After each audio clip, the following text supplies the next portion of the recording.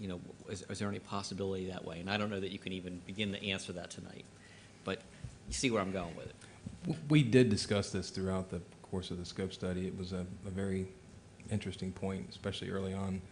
The topography is pretty challenging, actually. It's 40 foot of vertical elevation and about 100 yards between the school buildings. So there's a lot of cut and fill as far as a civil standpoint and infrastructures, utilities. That's why we chose to do the parking as a two-tiered approach as opposed to the building, because it's in sustainability, you really don't want to move as much dirt as possible around. But there are a lot of discussions about McPhail Road, and we sort of tabled them a while ago. So I don't know if this was brought up during the master plan, but I probably think that with the nuances of tunneling and the cost with concrete and retaining walls, and then the security issues posed by having I believe you guys have a project somewhere that already has a tunnel. North Harford, yeah. Right, and the nuances with cameras and security and other issues with that, we pretty much stayed away from that during this scope study. Did you, Dr. Wheeler? It just one issue, just to be very clear in my mind. It seems if you've looked very carefully at the three options, are there any kinds of concerns that we may have raised on the board that, in your opinion, would not justify the acceptance of option 3? Not that I'm aware of, sir. Very good. Thank you very much. Ms. Kirchner?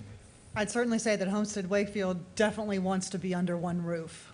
That community would very much like to have their school under one roof. And gentlemen, I would thank you very much for the hard work that you did on the scope study and bringing us the options that you did.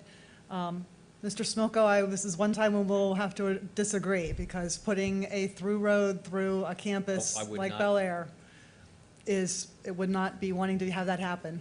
Let me just, when I was saying about a tunnel, absolutely no road through the campus. That's why I was suggesting that if we were moved the other direction, it could go around and you could have a wall built on the other side that segregated the road from the schools.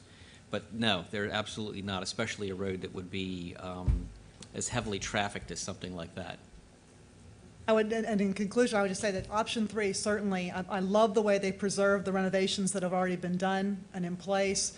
They're giving that community really, I mean, all of our communities pay attention to their schools and what the appearance is, but that community, I know for a fact, has been out on their streets, you know, trying to help with the landscaping and the work, and they really do care about that area. And I would, it would be great to give them not just a window dressing facade option, but one that truly is a strong, viable school for that community and for that entire campus. So first of all, thank you very much. Thank you. Other board members, any other comments? I just had a couple of questions. You've covered, I think, the McPhail Road question pretty thoroughly, and I would agree 100% that a road through the campus would not be in the best interest of the school children if there's, you know, whether it's a tunnel or some other way or some other traffic mechanism. Like Mr. Smilko is right, that's not particularly the board's jurisdiction. On the other hand, if there's something we can do to facilitate a town issue, you know, certainly we would want to try to do that, not at the expense of the students, but if there's a way that we could do that, I think we'd be more than interested in chatting with folks from the town, as we've done from time to time in the past. And I would like to point out, as was pointed out to me in some of the questions that I asked earlier, that this is just an initial approval, that there's a lot more work to be done in terms of design, et cetera. And I do want to focus a little bit on the energy, because you mentioned, sir, some of the energy options that we might have in the building. And let me ask it this way. I know that you've noted that we would qualify for a silver LEED as it stands now. If through the design part of this, we found that we could in fact do, you know, solar panels, geothermal, et cetera, would that bump the LEED up, the LEED rating up past silver possibly? Or? We could either do it that way, or we could swap points out if you wanted to achieve. Like, for instance, we focused heavily on indoor air quality because of the amount of time people spend indoors. And with schools, there's an obvious approach with the right kind of indoor air quality for children especially. We heavily were on materials and methods. We achieved 11 points in sustainable sites. We only went for 8 in energy because it's preliminary before an energy model to really make that analysis. Those points are typically very expensive, but they also have a great payback. If it was decided in the design process, schematic design, you said, hey, let's focus more on energy efficiency and maybe less on some other categories, we would simply trade points and still try to achieve silver. There is no difference between sort of high silver, low silver, middle silver. There's no sheen, if you will. So 53 points, 50 points, you're still getting silver. You meet the requirements for the state, and if you so chose wanted to go gold and the IAC would fund a gold project, then great. We would love to design a gold building for you, but it just really where do you want to spend your bucks? And what's the biggest bang for your buck? Well, and your last comment is really where I am most interested, which is, I mean, the idea of sustainability is excellent because it does well by the occupants of the building and economically, and particularly from my observations as far as economics go, energy is one of the major costs of a building.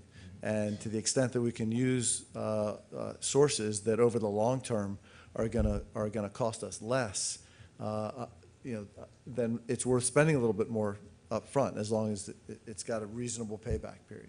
Did you want to comment? Yes, and if the board chooses to have us move in that direction, we can definitely work with our engineers to make sure that we include that in our budget planning. Again, as we start to introduce those type of approaches to our school model, there are upfront costs that we'll have to consider. But that will be a policy that we will have to make on our end so that we can include that in our budget model. Well, from my perspective, and we're going to have the budget, I know Dr. Tombeck's going to give us his superintendent's budget pretty soon. Those operating budgets come year after year after year. The energy costs are all in there year after year, and they go up pretty much year after year. If we can one time spend some money, as long as it's not an overly large amount of money, to bring those annual costs down year after year. And hopefully any of the buildings that we design and build are going to be there for 50, 75, 100 years. That can end up to be a great big savings. So I appreciate that. The other item I wanted to just comment on was I appreciate the green roof option in there. In fact, I believe we've got some Harford County vendors, one of the leading vendors of green roofs right in Harford County, which is great. And to the extent we can utilize that and involve the students in the curriculum, that's a fantastic, good part of our environmental science program. Okay, so those are all my comments. If there are no other comments, then I'd entertain a motion on. Mr. President, I move that the board accept the superintendent's recommendation to approve option 3, Second. which proposes to demolish the existing Homestead building and expand the existing Wakefield building with a gross building footage of 138,910 and a state density of 1,029. Second. Thank you. It's been moved by Dr. Wheeler, seconded by Ms. Kirchnavy, to accept the superintendent's recommendation for option 3. Is there any further discussion? Hearing none, all those in favor, please say aye. Aye. All those opposed? I will respectfully abstain. I'm really conflicted about the whole thing, so. Let's see, the ayes have it. So the motion carries. Thank you, gentlemen. Very much appreciate your work on this. And I see from the agenda that you're probably just staying there. Is that correct? Mm-hmm. Okay, great. So we'll move on to, well, 2 out of 3 anyway. Well, thank you, Mr. Cooper, was it? Thank you very much. Yeah, thank you. We'll move on to the decision on scope study for the John Archer School addition to Bel Air Middle School. Good evening.